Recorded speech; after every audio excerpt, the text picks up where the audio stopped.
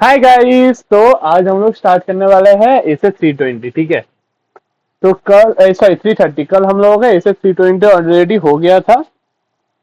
आज हम लोगों का स्टार्ट है एसएस 330। इसे 330 क्या बोलता है? इसे 330 बोलता है ऑडिटर्स रिस्पॉन्सेज टू एसएससी। मतलब अच्छा, आपको ये तो पता है कि ऑडिटर को रिस्क असेसमेंट करना पड़ता है। वो उसमें क्या है कि एसएस 315 में बोला गया है कि by obtaining understanding of the entity and its environment। ठीक है। उसके बाद क्या? आप एसेस तो कर लिए, उसके बाद ऑडिटर का रिस्पॉन्स क्या हो? तो इसे 330 बोलता है the auditor shall design and implement overall responses to address the assessed risk. और क्या बोलता है? The auditor shall design and perform further audit procedure whose एनटी मतलब nature timing and extent are based on and are responsive to the assess risk of material misstatement at the assertion level। ठीक है। तो in designing further audit procedure to be perform the auditor shall मतलब इधर बोला गया है कि auditor shall design and perform further audit procedure. अभी फर्दर ऑडिट प्रोसीजर को डिजाइन करने में ऑडिटर क्या करे? ऑडिटर दो चीजें करेगा। एक तो consider the reasons for the assessment, मतलब जो भी रिस्क ऑफ मेटेरियल मिसस्टेटमेंट को असेस करने के लिए असेसमेंट दिया गया है तो वो क्यों दिया गया, रीजन क्या है। तो उसमें दो दो चीजें हो सकता है कि एक है द लाइक्लीहुड ऑफ द मतलब उसमें क्या क्या चीजें इंक्लूडेड होगा, the likelihood of the material misstatement and whether the risk assessment मतलब जो रिस्क असेसमेंट हुआ है वो take into account the relevant controls and whether the controls are operating effectively. मतलब एक तो लाइक्लीहुड और दूसरा क्या है कि जो भी असेसमेंट हुआ है वो क्या रिलेवेंट कंट्रोल्स को इंक्लूड किया है और रिलेवेंट कंट्रोल्स क्या इफेक्टिवली ऑपरेट हो रहा है। और दूसरा क्या है obtain more persuasive audit evidence the higher the auditor's assessment of risk.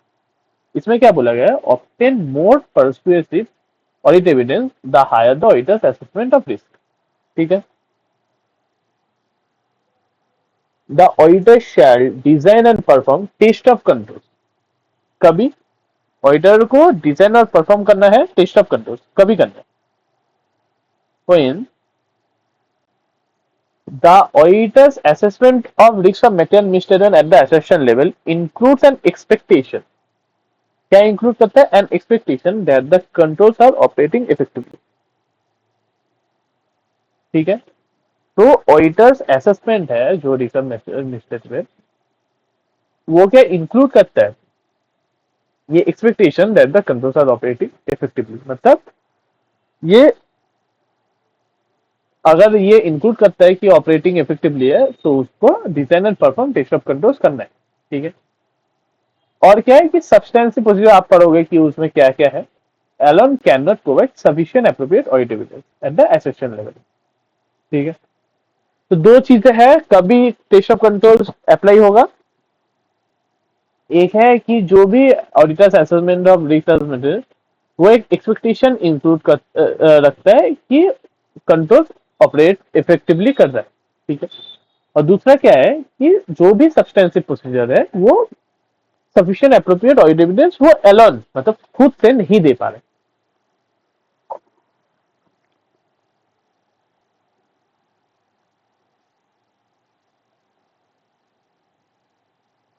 आप ये नोट्स मेरे टेलीग्राम चैनल पे मिल जाएगा आपको, तो आप जल्दी से जल्दी सब्सक्राइब कीजिए एंड शेयर कीजिए इस वीडियो को। उसके साथ साथ टेलीग्राम चैनल पे ज्वाइन करना नहीं भूलिएगा।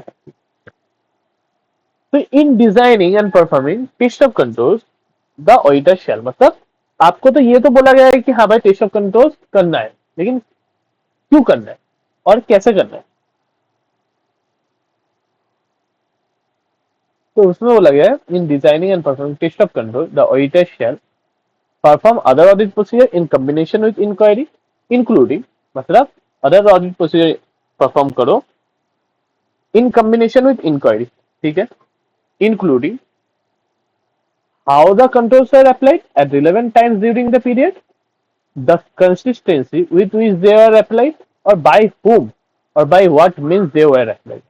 इसका मतलब क्या बोला गया है? परफॉर्म करो other audit procedure in combination with inquiry मतलब अदर ऑडिट प्रोसीजर भी परफॉर्म करो इंक्वायरी के साथ साथ, including how the controls are applied, मतलब कैसे वो कंट्रोल्स अप्लाई हो रहे हैं, the consistency which is they are applied, मतलब कितने कंसिस्टेंसी से के साथ वो कंट्रोल्स अप्लाई हो रहा है, और बाई होम मतलब, और बाई व्हाट मीन्स मतलब किसके से और कैसे वो कंट्रोल अप्लाई हो रहा है। ठीक है, तो other audit procedure in combination with inquiry ये तो बोला गया, इससे क्या इंक्लूड है, कैसे अप्लाई हो रहा है, किस कंसिस्टेंसी से, और किसके साथ या फिर किसके जरिए अप्लाई हो रहा है, and determine whether the controls to be tested depend upon other controls. If so, whether it is necessary to obtain audit evidence supporting the effective operating of those indirect controls. मतलब determine करो whether the controls to be tested depend upon other control, मतलब वो क्या other control के ऊपर depend करता है, and if so whether it is necessary, अगर and ये करो डिटरमाइन करो whether it is necessary to obtain audit evidence supporting the effective operation of those indirect controls. मतलब इसमें क्या बोला गया है, सोचिए कि आप एक,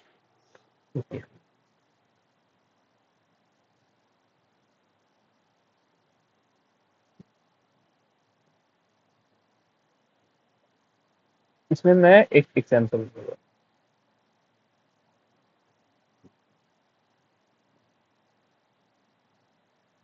सोचिए कि आप एक ब्रांच मैनेजर हो, ठीक है, आप सेल्स मैनेजर हो, ठीक है,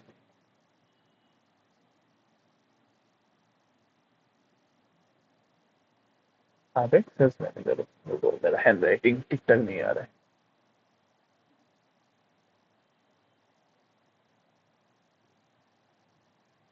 हाँ, आप एक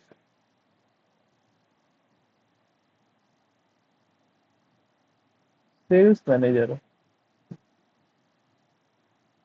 एक जोन का,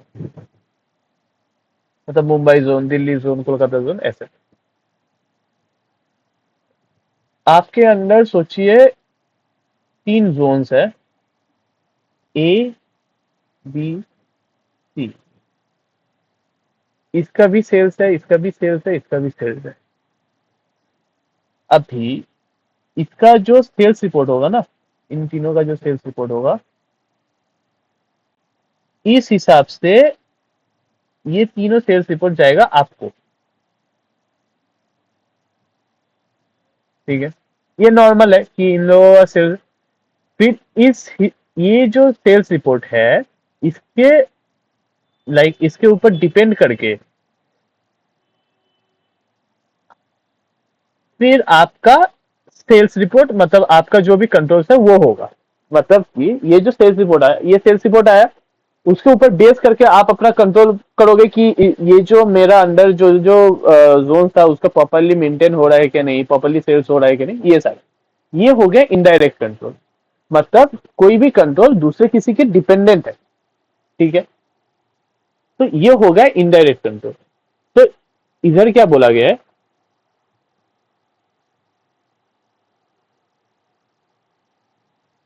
इधर यही बोला गया है, तो इसको मैं पहले डिलीट कर दूं।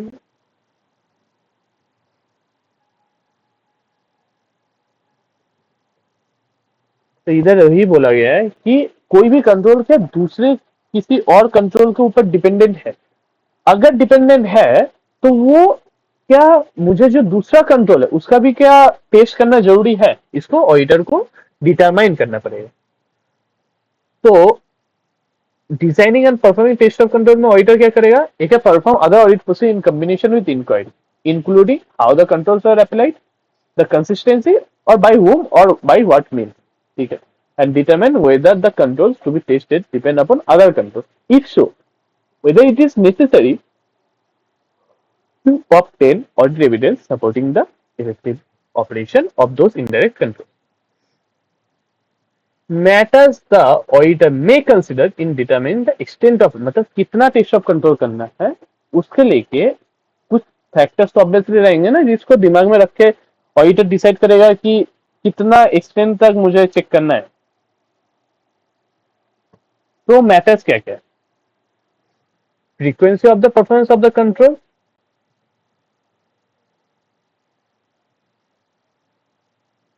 length of time the auditor is relying on the operating effectiveness of the control, expected rate of deviation, relevance and reliability of the audit evidence obtained from the test of control.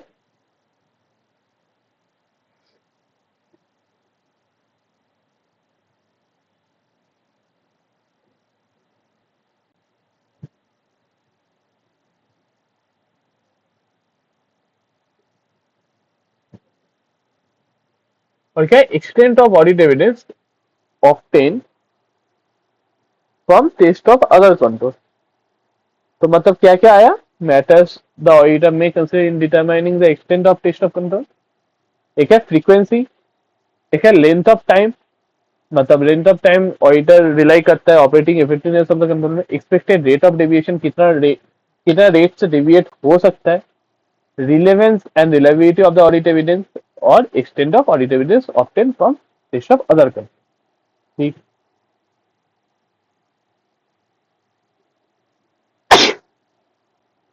Using audit evidence obtain in previous audit. अभी previous जो audit हुआ है उसका जो audit evidence होगा उसको obtain करके हम लोगों को फायदा क्या है, तो क्या समझ में आएगा? उससे समझ में आएगा ये चीज, effectiveness of other elements of internal control, risks arising from the characteristics of the control, effectiveness of general IT control, effectiveness of the control and its application, or risk of material misstatement and the extent of reliance on the control. मतलब effectiveness of general IT control, control and its application or elements of internal control, or risks arising from characteristics of the control or risks of material misstatement and the extent of reliance on the control. तो ये चीजें हम लोगों को समझ में आएगा. Effectiveness किस किस का? Other elements of internal control, general IT control और कंट्रोल एंड इट्स एप्लीकेशन. और रिस्क किसका समझ में आएगा? Risk arising from the characteristic of the control, risk of method mistaken and the extent of Reliance of the control.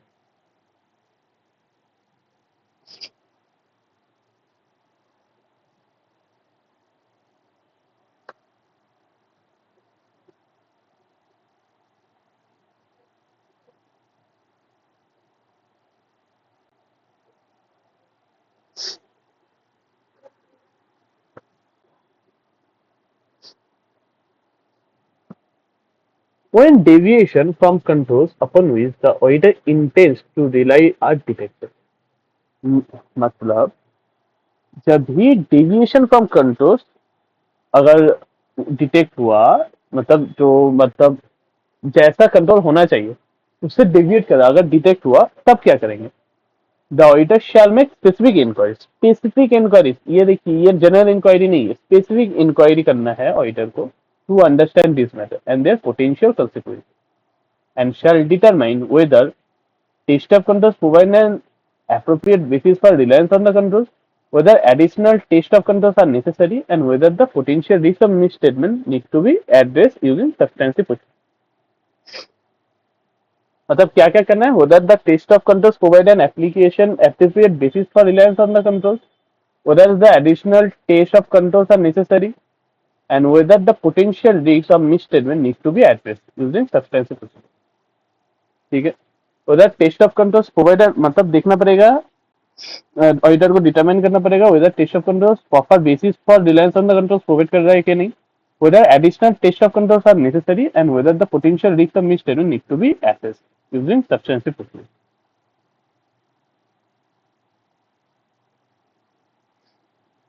अच्छा, जो auditor assess करेगा risk को वो ये चीजें करेगा, एक है टेस्ट ऑफ कंट्रोल, एक है सब्सटेंसिव प्रोसीजर.